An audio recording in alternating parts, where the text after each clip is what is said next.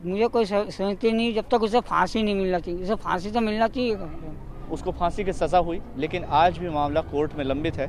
जो पीड़ित परिवार है वो आज भी गुहार लगा रहा है कि हत्यारे को जल्दी से जल्दी फांसी हो। बच्ची के पिता हैं हमारे साथ। क्या आपकी मांग है और क्या अभी तक जो प्रक्रिया हुई है उससे आप संतुष्ट हैं? नहीं है सर, आज कम से कम 1-1.5 साल होने पे आया। वो आरोपी बिल्कुल जेल में हैगा। वो तो अच्छा खा पी रही है। मुझे कोई समझती नहीं जब तक उसे फांसी नहीं मिलना चाहिए। उसे फांसी तो मिलना चाहिए। कोर्ट ने तो आर्डर दे दिया फांसी का, यहाँ से तो हो गया। अब आगे चल के 1.5-2 साल हो गई, फांसी अभी तक नहीं हुई सर उसकी। आप क्या अपील करोगे सरकार? सरकार से अपील करना चाहते हैं सर कि फांसी हो से जल्दी चाह रहे हैं सरकार से कि उसे फांसी दी जाए। जो अभी तक फांसी की सजा सुनाई है, फांसी दी नहीं है। वो आराम से खा रहा, पी रहा, जी रहा है। लड़की हमारी गई है, हमारी बच्ची को इंसाफ ही नहीं मिला अभी तक। फांसी की अदा सुनाने से क्या होता है, उसको 2 फांसी, एक साल हो गया और यही उम्मीद है कि जल्दी से जल्दी फांसी दी जाए। तो जाते हैं तो वो कह देती कि वहाँ से हाई कोर्ट से होएगा, हाई कोर्ट का फैसला होएगा।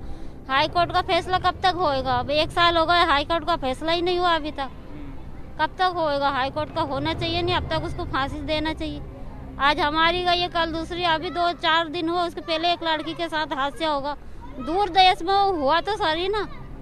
तुम एक को फांसी दोगे, जब सामने वाले दूसरे डरेंगे। तुम उसको जेल में दे रहे हो आराम से खाना पीना, तो दूसरा भी यही सोच रहा है कि जेल में तो मिल रहा है आराम से खाना पीना, यहाँ नहीं रहेंगे तो वहाँ तो रहेंगे।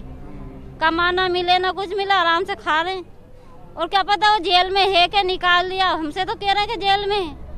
अब उसे फांसी देंगे, सुनाएंगे, जब भी तो मालूम पड़ेगी ना। ये कंपनी से मिला था 5 लाख रुपए दिए थे और एक मकान दिया था। ये मकान और ये 5 लाख रुपए सब वापस ले लो और इसको फांसी तो दी जाए। मैं सरकार को वापस दे दूंगा। मेरे हाथ पैर सही सलामत है, मालिक ने दिए हैं, मैं हाथ पैर से कमा खा लूंगा।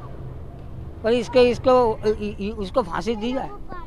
मैं आगे अपील करूँगी तो आगे जाऊँ। बहुत गरीब लोग थे। बच्ची पहले गायब हुई, फिर जो आरोपी था वो परिजनों के साथ में ही घूमता रहा, पुलिस के साथ घूमता रहा और गुमराह करता रहा कि बच्ची जो है भदभदा साइड चली गई है। तो पुलिस भी गुमराह होकर वहाँ वो चली गई। तब तक वो घटना कर चुका था। उसके बाद में थक हार के 3-3:30 बजे रात में बच्ची के परिजन अपने अपने घर चले गए। बाकी जो पड़ोसी थे वो भी अपने घर चले गए।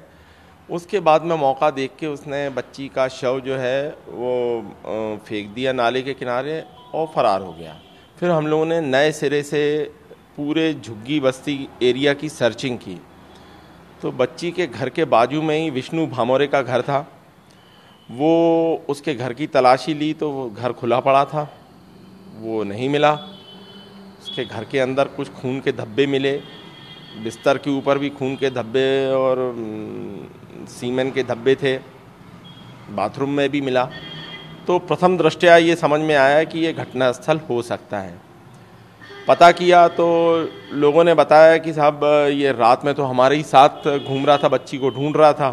3-3:30 बजे तक ये हमारे साथ रहा है। फिर उसका मोबाइल की जानकारी ली, नंबर पता किया, टावर लोकेशन निकलवाई तो पता लगा वो ओंकारेश्वर के आसपास की आ रही है। तो कुछ शंका हुई। यहाँ से एक पार्टी उसको ढूंढने के लिए भेजी। एफएसएल की टीम को बुलाया गया मौके पर। उन्होंने तस्दीक कर ली कि करके बताया कि ये खून के धब्बे और सीमेंट के धब्बे हैं और बहुत खून पड़ा हुआ था। वो सारा कलेक्ट कराया गया और टीम जो भेजी थी उनने टावर लोकेशन और लगातार ट्रेसिंग के आधार पे मोरटक्का के पास से आरोपी को पकड़ लिया। तो हमारे सामने कई चैलेंजेस एक साथ थे। इस बीच में हमारे मुखिया द्वारा भी, तत्कालीन सीएम साहब द्वारा भी मीडिया के सामने 3 दिन में इन्वेस्टिगेशन पूरा करने की बात कही गई।